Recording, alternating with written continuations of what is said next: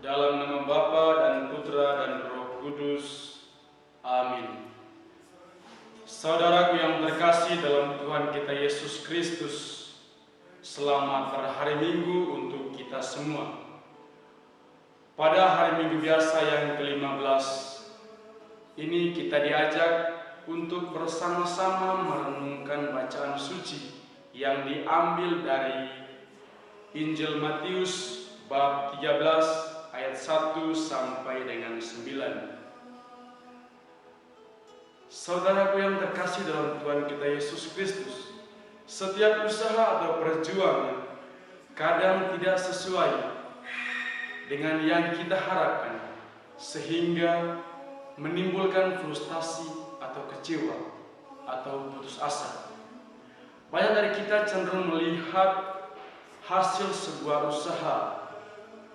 dari sebuah usaha atau perjuangan yang tidak sesuai dengan yang kita cita-citakan atau harapkan sebagai suatu bencana besar, bahkan aib. Ada pepatah kuno mengatakan, kegagalan adalah keberhasilan yang tertunda. Pepatah tersebut mau mengajak kita untuk merefleksikan setiap pengalaman hidup atau peristiwa yang kita alami secara positif.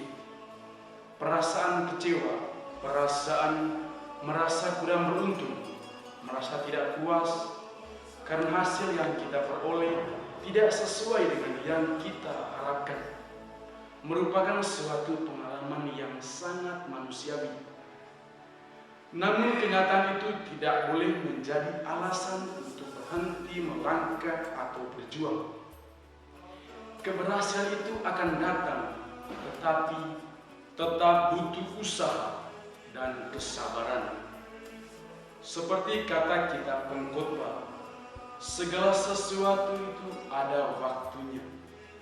Oleh karena itu, kita harus tetap optimis bahwa kita pasti bisa mendapatkan dan meraih kesuksesan sesuai dengan impian kita.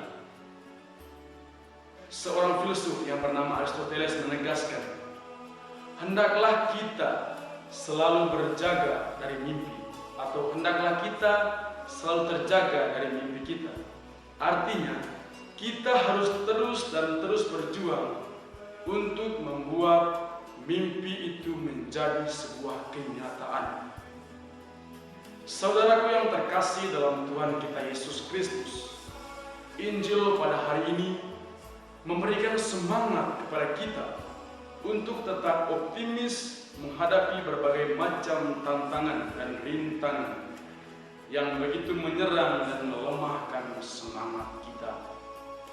Percayalah bahwa kegagalan yang kita hadapi adalah termasuk dalam suatu rencana besar tentang kerajaan Allah, dan bahwa hasilnya kelak akan nyata. Perikop ini sangat terkenal dan diberi judul perumpamaan tentang benih. Namun dalam hal ini saya merefleksikan dengan memberi judul perumpamaan tentang benih, karena setelah saya membaca teks ini, dominan ditekankan tentang benih dan hasilnya. Injil hari ini merupakan versi singkat dari suatu bagian panjang yang mencakup Matius bab 13 ayat 1 sampai dengan 23. Sehingga untuk dapat mengerti dan memahami lebih dalam mengenai Injil hari ini, hendaknya kita membacanya dari ayat 1 sampai dengan 23. Saudaraku yang terkasih dalam Tuhan kita Yesus Kristus, perumpamaan di atas bertujuan memusatkan perhatian kita pada benih serta hasilnya sesuai dengan tempat di mana benih itu jatuh. Diungkapkan bahwa benih itu jatuh di atas tempat dan jenis tanah yang berbeda. 3 kali benih itu tidak tumbuh atau tidak menghasilkan buah, yaitu karena jatuh di pinggir jalan, di tempat berbatu-batu dan semak berduri. Dan pada akhirnya benih itu jatuh pada tanah yang subur Perumpamaan yang demikian khas oleh Matius memiliki latar belakang penolakan Injil oleh orang-orang Yahudi. Hasil akhirnya selain menunjukkan pada panen sebagai suatu momen kedatangan kerajaan Allah, juga sebagai tindakan hasil atau tingkatan hasil orang-orang yang mendengarkan firman dan buahnya banyak dan ada yang buahnya lumayan. Saudaraku yang terkasih dalam Tuhan kita Yesus Kristus, perumpamaan tadi mengungkapkan visi Yesus yang optimis tentang kerajaan Allah. Pada zaman Yesus dan zaman pengarang Injil, berbagai tantangan, hambatan, dan rintangan serta kegagalan sering sekali terjadi, sebagaimana masih dialami sampai sekarang ini.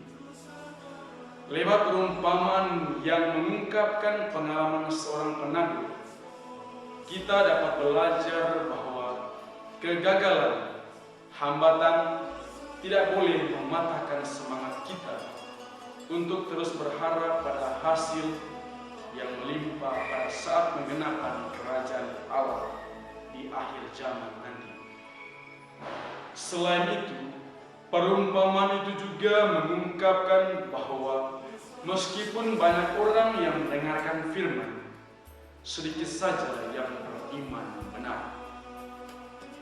Semuanya itu tergantung bagaimana cara seorang mendengarkan firman. Hal ini sangat jelas terungkap dalam bagian penjelasan perumpamaan. Penabur yang dimaksudkan dalam perumpamaan ini adalah Allah sendiri atau Yesus yang mewahyukan tentang kerajaan Allah. Tanah yang berkualitas berbeda-beda menggambarkan penerimaan manusia tentang benih yang ditaburkan dalam hati manusia. Saudaraku yang terkasih dalam Tuhan kita Yesus Kristus, dalam menghadapi berbagai tantangan hidup yang sering menantang kehidupan iman kita, kita diajak untuk tetap bersemangat dan optimis.